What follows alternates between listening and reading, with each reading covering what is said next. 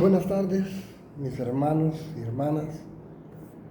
Dios les bendiga. Hoy tengo algo más que compartir con ustedes, esperando que les sirva de bendición y ayuda. Todos los que nos ven y nos escuchan, que esta palabra nos pueda servir. Meditemos en ella despacio, pensemos y que Dios nos ayude a reflexionar para el mejoramiento de nuestra vida y también para nuestra perseverancia en los caminos del Señor, tomando en cuenta principalmente que Él viene pronto. Oramos por ustedes, Dios les bendiga y que todo esto pues sea para honra y gloria del Señor. Quiero hablar hoy acerca del remanente. En Israel se menciona un remanente, en la iglesia se menciona un remanente, y generalmente los conceptos y situaciones que vivió el pueblo de Dios, Israel, en la antigüedad, narrados en el Antiguo Testamento, se aplican y se experimentan también en la iglesia de hoy, fundada por Jesucristo, la iglesia actual, el pueblo de Dios actual. Así pues, tenemos el concepto de remanente.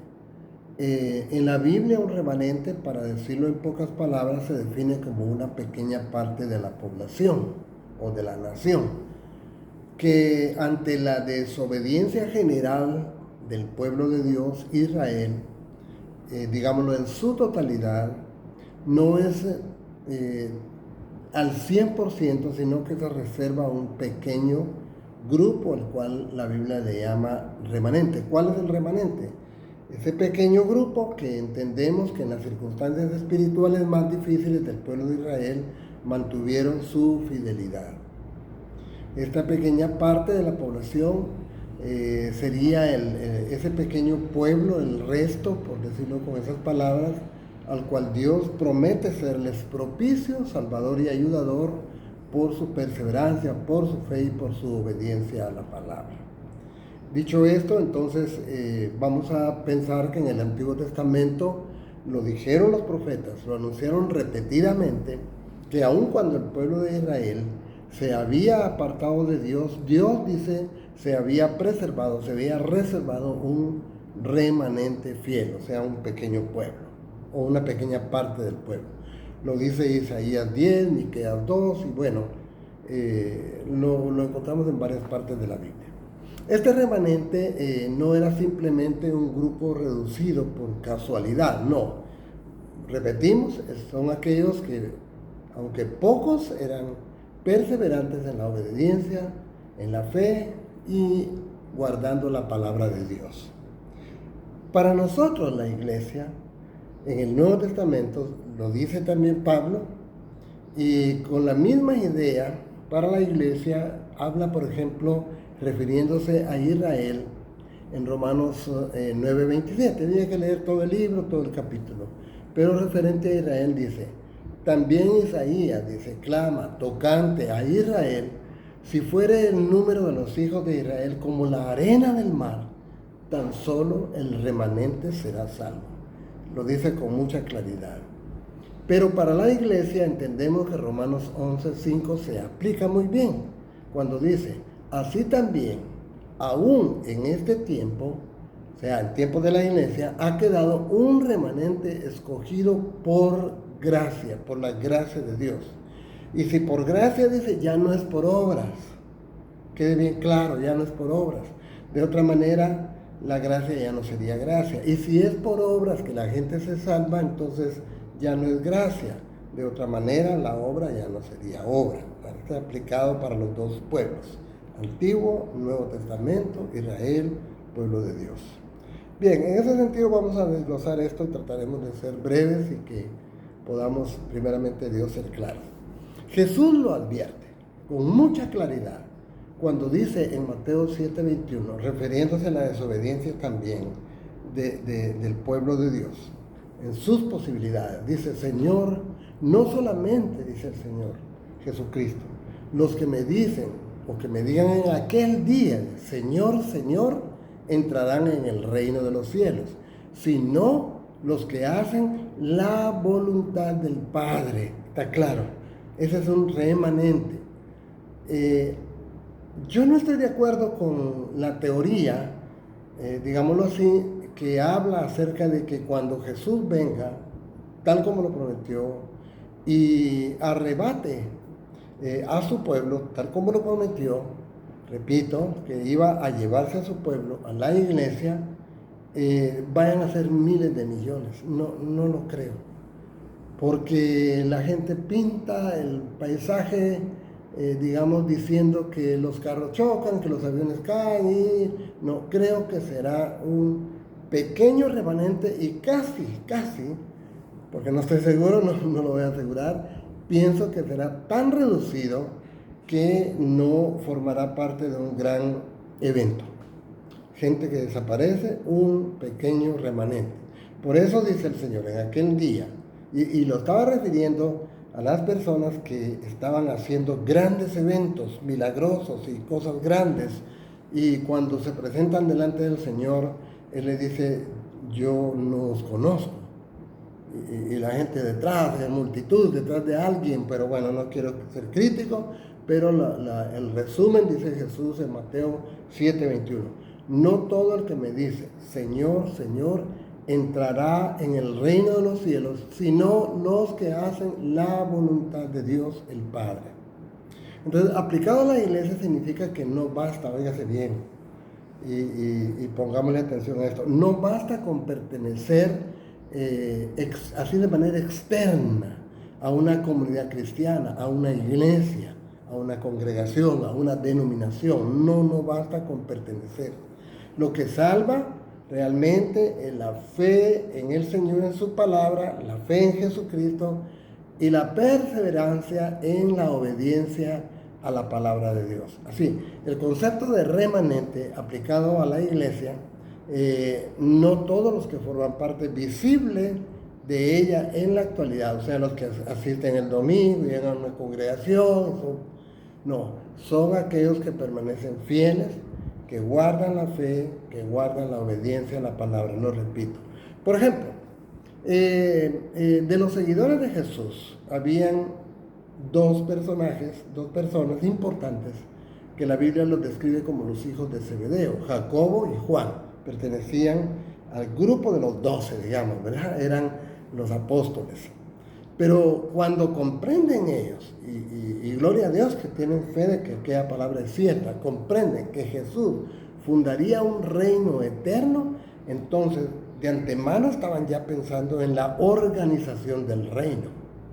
Así, dice la palabra que motivados por la mamá, en Mateo 20 está eso, ambos pedían estar uno a la derecha y el otro a la izquierda del reino de los cielos. O sea, una organización buscando puestos importantes. Entonces Jesús se impacta por esta petición tan, creo yo, como salida de contexto, pienso yo, para la mente del Señor, como venía enseñando en su evangelio. Y ahora Él les enseña que lo importante no era llegar a ser parte de la jerarquía del reino, sino, no ser los principales, sino, lo enseña claramente, ser los servidores. Y el que era servidor iba a ser grande, les dice, capítulo 20, versículo 26 en adelante.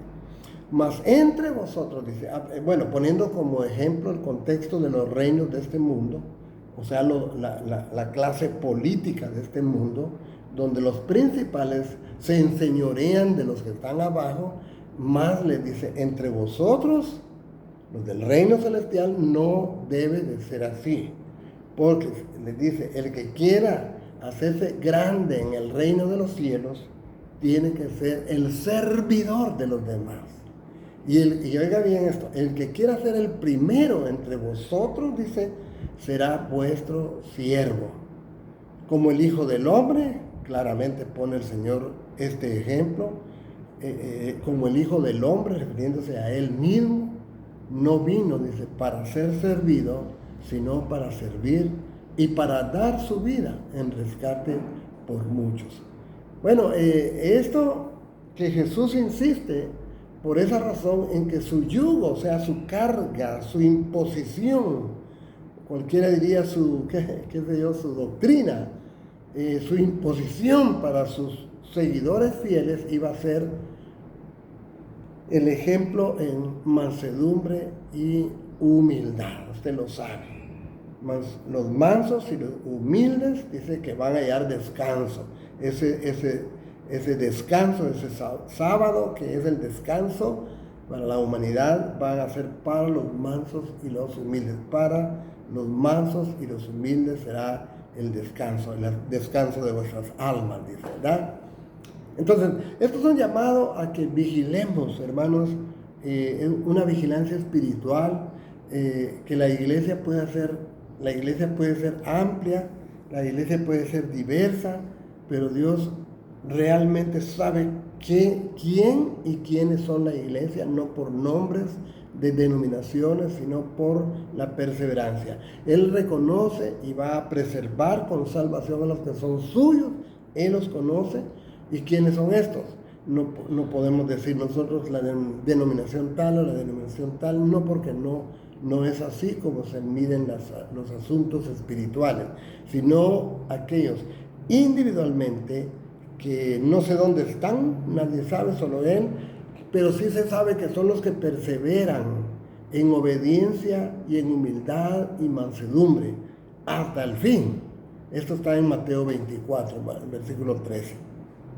Ahora, lo que me impacta a mí de todo esto que estoy diciendo es que miro, por ejemplo, en el ambiente, en las noticias, en las cosas que suceden a nuestro alrededor y en estos tiempos tan difíciles que vivimos, cuánta necesidad de Jesucristo hay en las almas en este momento. Pero esta gente, cuando uno les habla de Cristo, temen acercarse a Él, no por Él, sino que asocian indirectamente con que aceptar a Jesucristo como su Salvador y como su Señor, lo asocian con pertenecer a una membresía o a una iglesia denominacional. Y a eso sí le tienen temor.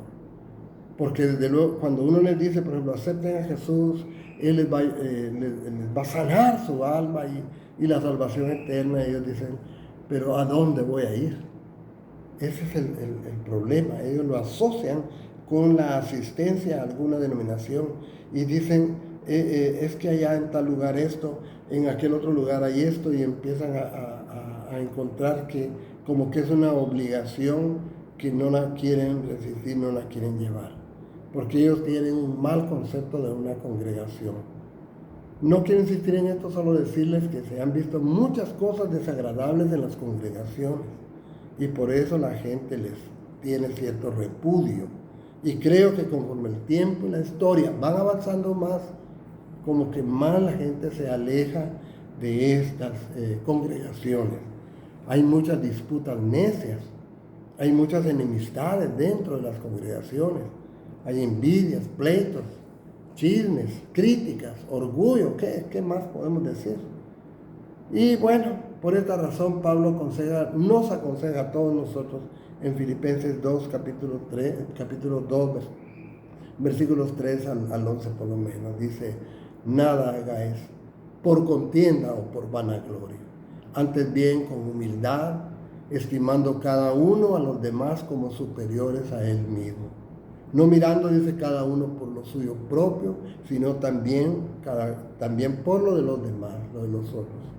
Y dice, haya pues, mira el ejemplo que pone, haya pues en vosotros el mismo sentir que hubo también en Cristo Jesús.